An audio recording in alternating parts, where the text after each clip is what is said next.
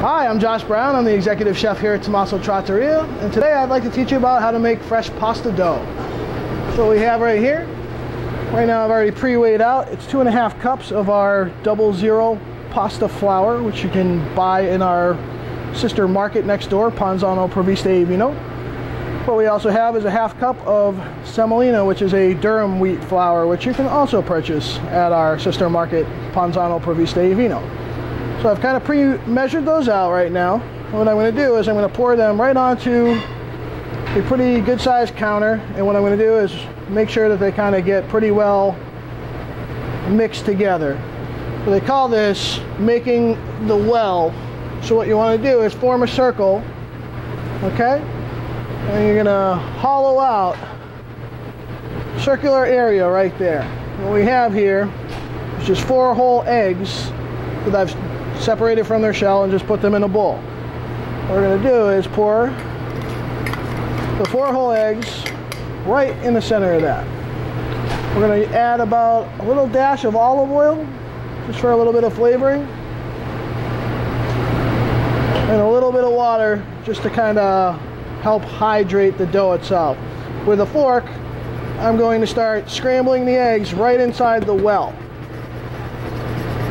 As I scramble the eggs, you can kind of see the flour starts to sneak its way in a little bit. If you're not sneaking in, you just kind of incorporate very quickly from the side with your fork until you start to kind of develop a quick dough.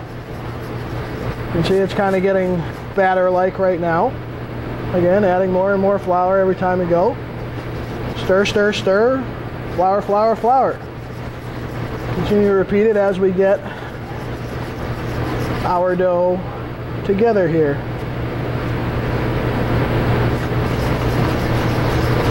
You can also not be afraid to do this process in the mixer, in a standing mixer if you have a KitchenAid or anything like that, but I find it's pretty fun. You can kind of really develop a good appreciation for making your own pasta dough.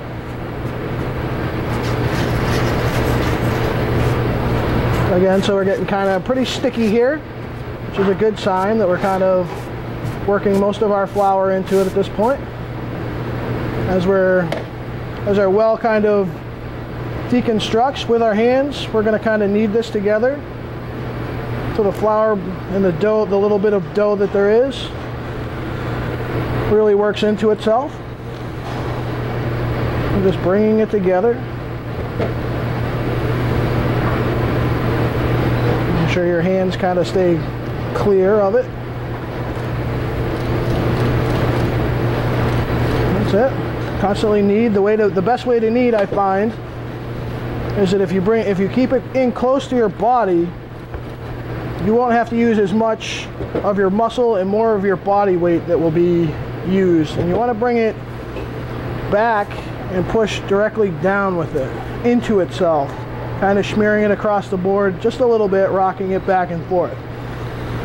And what we get is a nice tight ball as we continue to add flour, and it continues to do its thing. Don't be alarmed if not, when you go to make this pasta ball, that not all the flour will go into it. It happens. Don't be sad, you'll still get a fabulous product. That's it.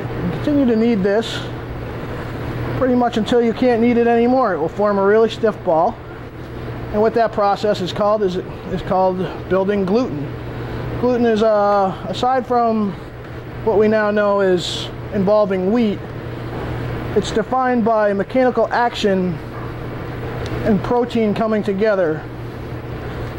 So what this does is, by us working with flour, it forms gluten, which is a protein strand, which helps give pasta dough its structure. So what we have on the inside is a really stiff ball of pasta dough. So again, till you can't work it anymore.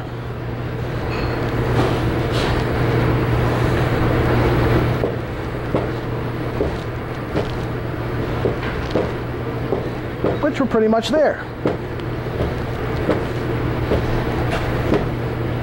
What we're going to do is we're going to try and shape that into the ball as best we can. And what we'll do is we'll wrap this tight in plastic wrap and refrigerate this for 20 minutes. They call that relaxing the gluten. Relaxing the gluten will make your pasta a lot easier to roll out and work with.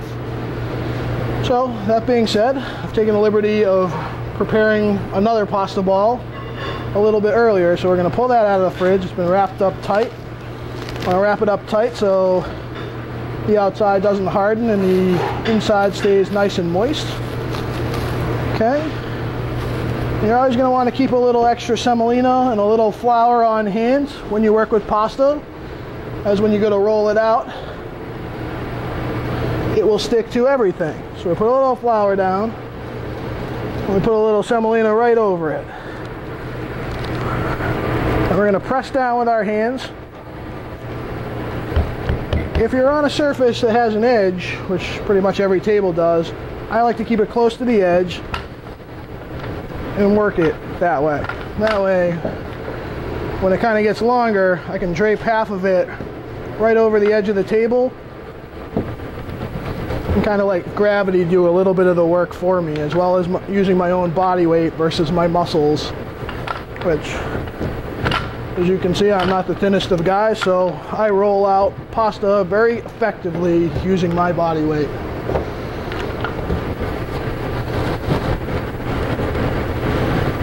That's it. We have our beautiful pasta machine over here. It is electric. They do sell KitchenAid attachments that are electric. Otherwise, you can purchase at any kitchen appliance store, probably a hand crank, which will work just the same. Just remember, the thinner you roll it out before you hit the pasta machine, the less rolling on the pasta machine you have to do. So I like to get it pretty much as thin as I possibly can before I go through this motion. There we go. It's pretty, as you can see, it's pretty long, it's pretty thin. You always want to gauge the thickness of your pasta right there. You'll be able to tell if you can fit inside the machine, which I know I can, as a few years of doing that. So we'll start at the widest setting on the pasta machine, and we will just quickly slide that guy through. Every time we put it through, we want to put a little bit of flour and a little bit of semolina on it to keep it from sticking as it gets thinner.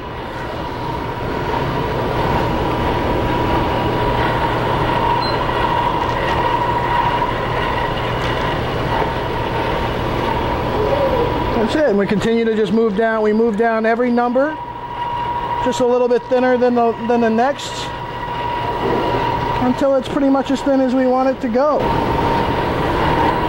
As you can see, it really starts to get nice and long towards the ends. So we have plenty of flour on the board. As it gets thinner, the dough itself starts to feel a little bit wetter.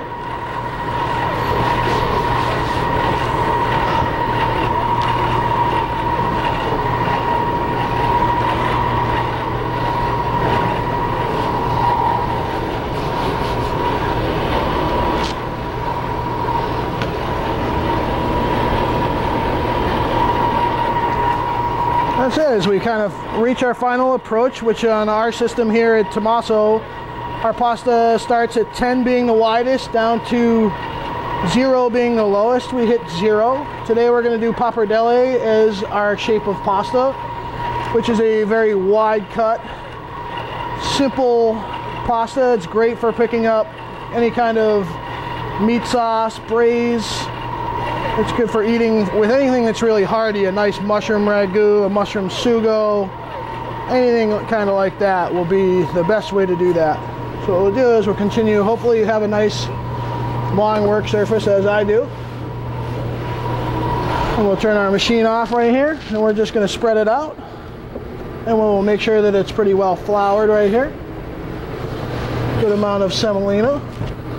In this case, I like to personally use a pizza cutter to do it, so I will just I measure out the width I like to cut out, which is probably about 2 of my fingers worth, and that's it. That's how we make pappardelle, which is just a nice wide flat noodle, just with a pizza cutter or a knife, whichever one you like. I personally like to use a pizza cutter or a fluted pasta cutter. That's it. There we have it. That's how we make fresh pasta and pappardelle here at Tomasso.